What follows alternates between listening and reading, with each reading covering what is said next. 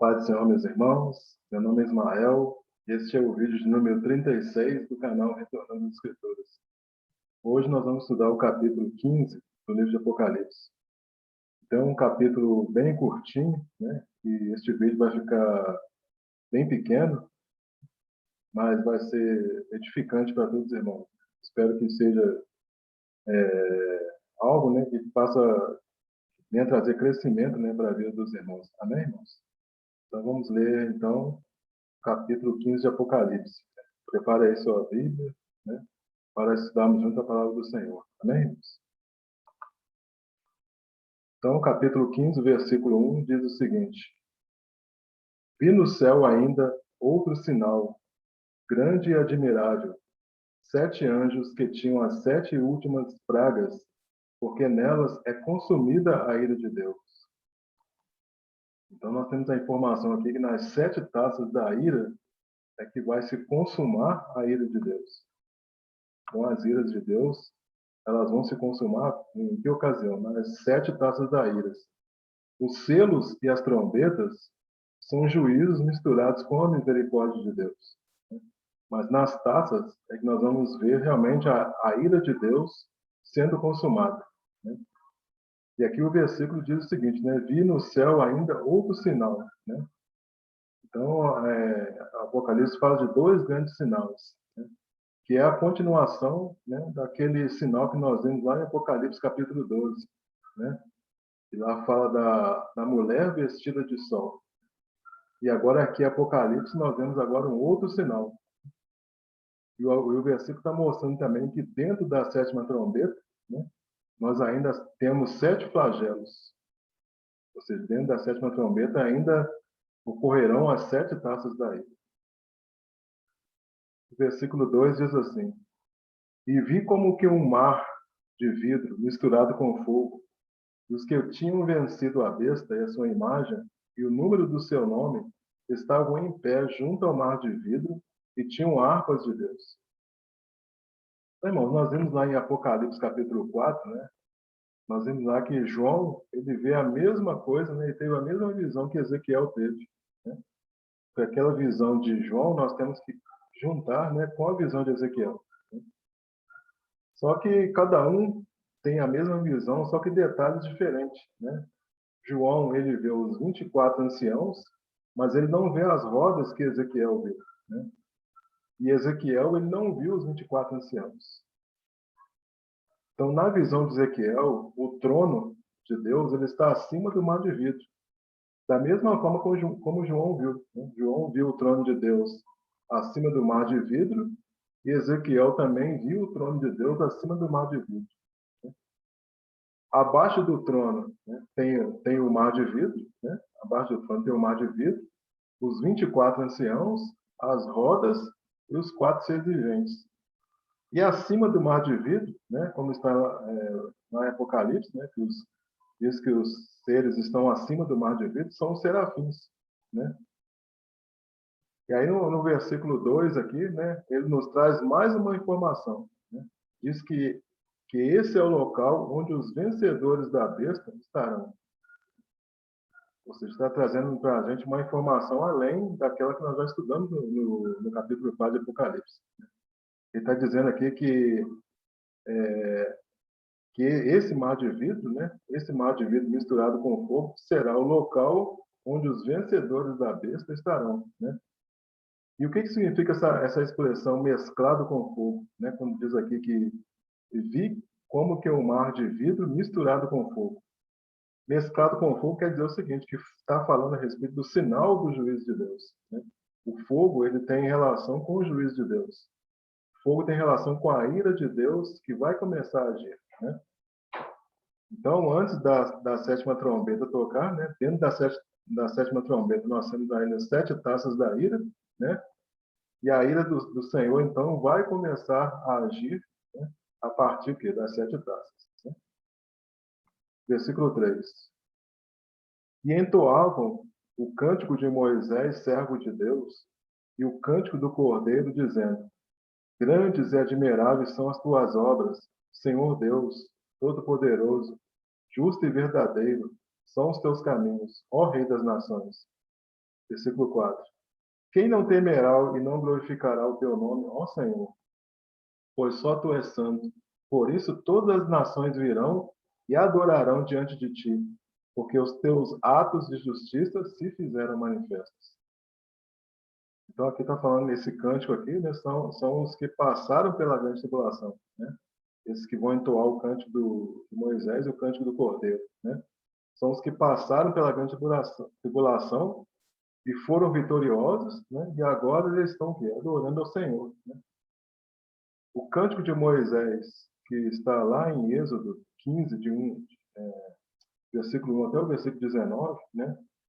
O cântico de Moisés, ele celebra a vitória que Deus deu a Israel, né?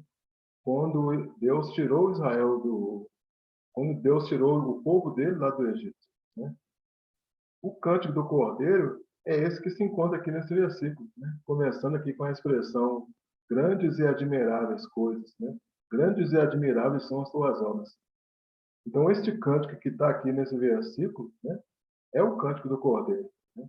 E o cântico de Moisés é o que está lá em Êxodo, capítulo 15, de 1 a 19. Né? Então, o cântico de Moisés e o cântico do Cordeiro, irmãos, eles simbolizam o que? A unidade da antiga e da nova aliança. Ou seja, a unidade de todos os mártires em Cristo. Está querendo dizer o seguinte, que nesse local aqui, no Mar de Vida, vão estar todos os mártires, né? Desde a antiga aliança e da nova aliança, né? Ali estará reunido todos os mártires em Cristo, né? E no Cântico do Cordeiro aqui, né, nós temos o quê? 10 palavras, né? Nós temos 10 palavras aqui que exaltam o nome do Senhor, né? São elas grande, admirável, todo-poderoso, justo, verdadeiro, Rei das nações, temível, nome glorioso, santo e adorado, né? E aí, irmãos, que tal, né, você e eu, né, usarmos essas palavras para poder exaltar o nome do Senhor, né? No nosso dia a dia, na nossa caminhada, né?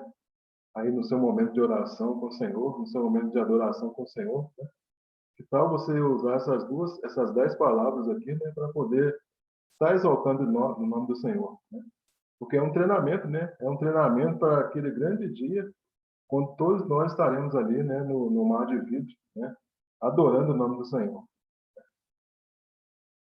Então, este cântico, então, irmão, será o quê? Será entoado, né, depois que as 7 taças da ira de Deus forem derramadas, né, sobre os adoradores da besta e sobre a grande Babilônia. Então, depois que as 7 taças da ira forem derramadas, aí sim que este cântico será entoado, né? E nós sabemos o quê? Que a adoração, né? O que significa adoração? Adoração significa rendição. Adoração significa o reconhecimento da grandeza de Deus. Adoração significa que você se prostrar, né? Estar com o rosto em terra, reconhecer a soberania do ser, né? Do Deus a ser adorado. Adoração significa uma total, né? Uma dependência total e completa de Deus, né? Isso significa adoração. E o louvor, né? O louvor ele vem junto com a adoração, né? O louvor significa admirar, significa falar bem, significa elogiar, engrandecer. Então, Deus ele gosta tanto da nossa adoração quanto do nosso louvor, né? Então, nosso Deus é um Deus que gosta de ser admirado, que gosta de ser elogiado, que gosta de ser engrandecido, mas ele também quer que nós o adoremos, né? Quer que nós nos prostremos diante dele, quer que nós reconheçamos a grandeza dele e quer que nós vivamos em total dependência dele, né? E isso que é o significado de adoração. Então, continuando aqui, né? Capítulo 15, versículo 5, que diz assim: Depois disso olhei e abriu-se o santuário do tabernáculo do testemunho no céu. Então, depois disso o quê? Depois da visão anterior, né? Então, nós sabemos, irmãos, que Deus ele tem um santuário no céu. Quando nós vamos lá para Hebreus, capítulo 11, versículo 1, diz assim: Ora, o essencial das coisas que temos dito é que possuímos tal sumo sacerdote que se assentou à destra do trono da majestade nos céus, como ministro do santuário e do verdadeiro tabernáculo que o Senhor erigiu e não o homem. Então, nós temos o verdadeiro tabernáculo, né? Ele está lá no céu, né? Quando nós vamos lá para o livro de Êxodo 26, versículo 30, né? Diz assim, Êxodo 26, versículo 30, né? Diz o seguinte: levantarás o tabernáculo segundo o modelo que te foi mostrado no monte. Ou seja, Moisés, né, quando ergueu o tabernáculo, né, aquele tabernáculo que Moisés ergueu foi o tabernáculo que Deus mostrou para ele no monte. Né? Ou seja, o mesmo desenho que Deus mostrou para ele, Moisés, né, fez um tabernáculo aqui na terra. Né? E nós sabemos que tabernáculo, o que significa tabernáculo? Lugar de habitação de Deus. Né? Hoje nós somos o tabernáculo, né? Porque Deus habita em nós. Versículo 6, Apocalipse 15, 6, né? E saíram do santuário os 7 anjos que tinham as 7 pragas, vestidos de linho puro e resplandecente e cingidos à altura do peito com cintos de fogo. Então, aqui, isso aqui é a continuação da visão lá do versículo 1, né? O versículo 1, ele fala dos 7 anjos, né, que tinham as 7 últimas pragas, né, ou seja, as taças, né, que são os mesmos, né, que são os mesmos 7 anjos que derramaram as trombetas, né? Nós sabemos que esses anjos, eles representam que é a igreja que agora está no deserto, né? E nós já comentamos em vídeos anteriores, né, que aqui nós temos um trabalho mesclado, né, entre os anjos e a igreja que vai estar aqui na terra, né, tocando as trombetas, né? Então é um trabalho conjugado entre nós e os anjos. E a missão desses 7 anjos agora vai ser o quê? Derramar, né, os 7 flagelos. Versículo 7. Um dos 4 seres viventes deu aos 7 anjos 7 taças de ouro, cheias da ira do Deus, que vive pelos séculos dos séculos. Então aqui está dizendo que as taças elas estão cheias, né, da cólera de Deus, né?